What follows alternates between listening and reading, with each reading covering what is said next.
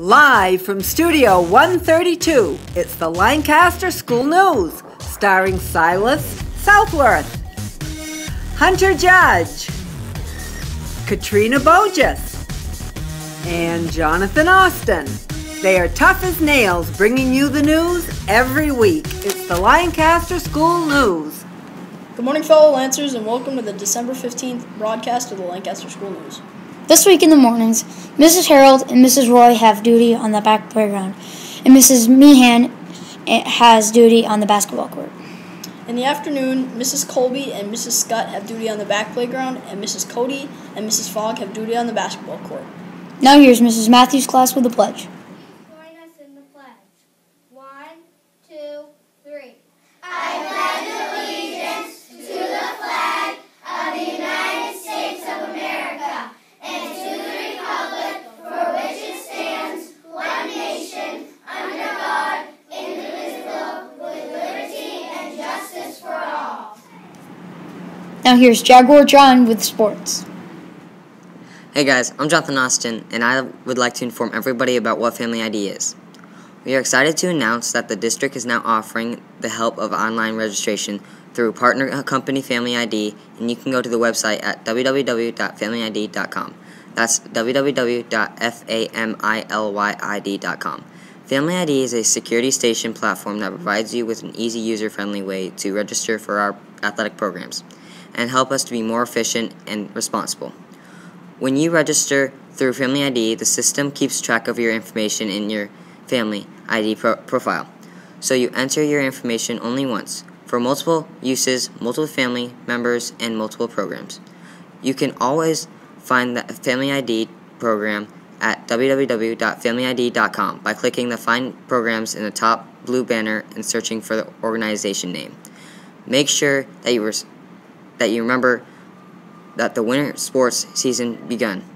So remember, support your fellow Lancers. Thanks for watching sport. Stay healthy, be hydrated, and have a great week. Thanks, John. If you remember earlier this year, we interviewed the authors of the Unexplained Files. We were very privileged to meet up with them again. They shared some really interesting news for their company. Now enjoy a feature that will leave you guessing. Earlier this year, we interviewed a duo of young writers. Now introducing the authors of the Unexplained Files, Dominic and Garrick Berry. Hey, guys. Hey guys, thanks for coming out. Thanks for having us. Thanks for having us. This is really great. Glad to be with you guys a second time. So, I've heard that you guys have a new intervention going for you. Yeah, we have a new UEF intervention, and it's in Miss Fogg's room. We've gotten a handful of students together, and we're going to teach them about cryptozoology and what cryptozoology is. Mm-hmm. Right now, they're writing a research paper on any cryptid they choose, and then we're going to move from there. Oh, that's great. That's great. So, do you guys do any research stuff related with this? Yeah, we're doing a lot of research. We're going to see if we can research and see if we can get a couple books done and get some cards done here and there. But our main reason is we're going to teach them. We want them to know about cryptozoology, and we want them to spread it on to their friends, and we want everybody to know. Yeah, that's great. That's really a great cause. Hey, you mentioned cards. Could you elaborate a little bit? Like I said in the previous time I was here, I explained about the cards that we are. It's kind of a trading card game where it's kind of like battle. It's like the Pokemon or Yu-Gi-Oh games. It's kind of like that, but each cryptid, or cryptid cards as we call them, has different stats and stuff, and you can battle your friends and stuff like that. That's very educational. Really interesting. So, do you guys work in any critical skills challenges? Yeah, we're going to be having a critical skills challenge further on in our intervention, but we do not reveal it now. We won't reveal it now in the news because we do not want our students to know what our critical skills challenge is. I see what that's a really good. But it's going to be a really, really fun critical skills challenge. It involves a lot of creativity and even involves STEM. Yeah, that's really amazing. So, what are the interesting challenges you guys gonna do in this new intervention? Some of the interesting challenges are probably going to be having their stories told, because a lot of these people, they haven't told their stories to other people before, and usually when they have these very strange experiences, they really don't want to share them to other people. like we did today. We asked people to discuss a cryptid that you may have seen before, and we got a lot of interesting stories heard out by some of our students. Yes, it seemed like a very comfortable environment that was very easy to share without being judged. Yeah, that's kind of what our whole purpose is. It's going to be non-judgeful. It's whereas if you share it out in public, they're like, oh, ho, ho, of course you didn't see that. It's some sort of hoax. But when you share with people that actually believe your story, you feel a little bit more confident in yourself. Yeah, I definitely agree. That's great. And I'll see this now, like, we have the North American Bigfoot. China also has the same thing called a Yeren. In China, they actually believe this thing exists. The government accepts them for being there.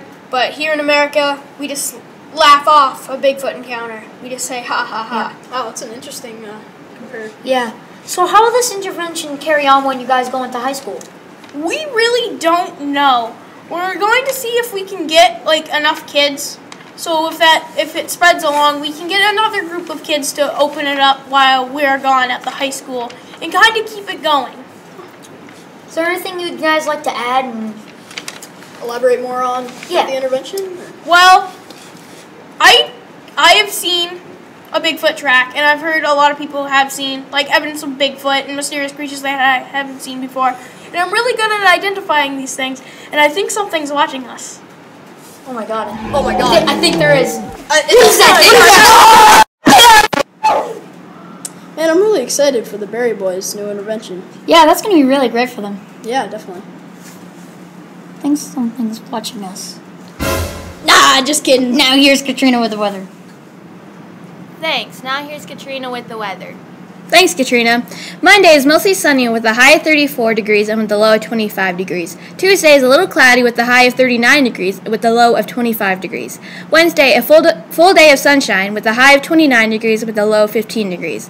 Thursday is mostly sunny with a high of 31 and with a low of 15.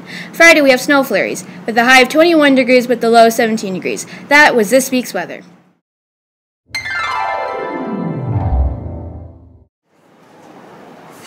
Hi, I'm Hunter Judge with this week's ski report. There's plenty of good mountains out there, like Wildcat, Loon, and Cannon Mountain. Now, Wildcat has powder with 24 inches of snow with 39 trails open and 1 lift open. Loon is wet with 18 inches of snow and 27 trails are open with 5 lifts. Cannon has packed powder with 24 inches of snow, 35 trails open, and 3 lifts open. Ragged is machine groomed with 36 inches of snow with 7 trails open and 2 lifts open. Brenton Woods has packed powder with 24 inches of snow with 39 trails open and 4 lifts open. Cheap Peak is wet with 40 inches of snow and 39 trails are open and 5 lifts are open. Get out there and shred that NorPal. Thanks, Katrina. We hope you enjoyed this week's broadcast of Lancaster School News. Have a wonderful day.